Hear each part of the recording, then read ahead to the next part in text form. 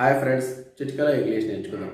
మీలో చాలామందికి ఒక డౌట్ ఉంటుంది. ఏంటి ఆ డౌట్ అంటే, ఏ బాడీ పార్ట్ను ఆర్మ్ అని పిలవాలి, ఏ బాడీ పార్ట్ని హ్యాండ్ అని పిలవాలని. ఇలాంటి మీకు ఉన్న డౌట్స్ని క్లారిఫై చేయడానికే ఉన్నాడు ఇంగ్లీష్ విజయ్.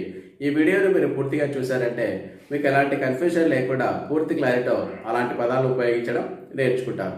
ముందుగా ఏ బాడీ పార్ట్ను ఆర్మ్ అని పిలుస్తారో ఇప్పుడు మనం తెలుసుకుందాం. షోల్డర్ నుండి రిస్ట్ మణికట్టు, భుజం నుండి మణికట్టు వరకు ఉన్నటువంటి ఈ బాడీ పార్ట్ మొత్తాన్ని కూడా ఆర్మ్ అని పిలుస్తారు. మళ్ళీ ఏ బాడీ పార్ట్ని హ్యాండ్ అని పిలుస్తారంటే, రిస్ట్ మణికట్టు కింద ఉన్నటువంటి ఈ బాడీ పార్ట్ను హ్యాండ్ అని పిలుస్తారు. అంటే హ్యాండ్లో ఏ బాడీ పార్ట్స్ ఉంటాయంటే మొత్తం ఫింగర్స్ అన్నీ ఉంటాయి. తంబు, బటన్ వేలు ఉంటుంది, పామ్ అరచేయి ఉంటుంది. మణికట్టు కింది భాగాన్ని, ఈ రిస్ట్ కింది భాగాన్ని ఏమని పిలుస్తారంటే హ్యాండ్ అని పిలుస్తారు. షోల్డర్ నుండి రిస్ట్ వరకు ఉన్నటువంటి ఈ బాడీ పార్ట్ మొత్తాన్ని ఆర్మ్ అని పిలుస్తారు. ఇప్పుడు మనం ఎగ్జాంపుల్ చూద్దాం. ఇక చూడండి, ఈ బాడీ పార్ట్ని ఏమని పిలుస్తారు? ఆర్మ్ అని పిలుస్తారు. ఇక్కడ ఒకవేళ టాటూ ఉందనుకోండి, దాన్ని మనం ఎలా చెప్పాలి ఎగ్జాంపుల్ అంటే, I have a tattoo on the arm అని చెప్పాలి. మనం కార్ స్టీరింగ్ని ఎలా పట్టుకుంటామండి? హ్యాండ్స్తో పట్టుకుంటామా, ఆర్మ్స్తో పట్టుకుంటామా?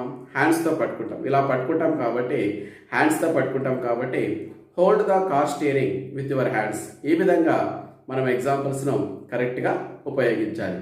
ఈ వీడియోను చూడడం ద్వారా మీకు పూర్తిగా డిఫరెన్స్ దేనికి హ్యాండ్ అనే పదానికి ఆర్మ్ అనే పదానికి ఉన్నటువంటి డిఫరెన్స్ అర్థమైంది అనుకుంటాను.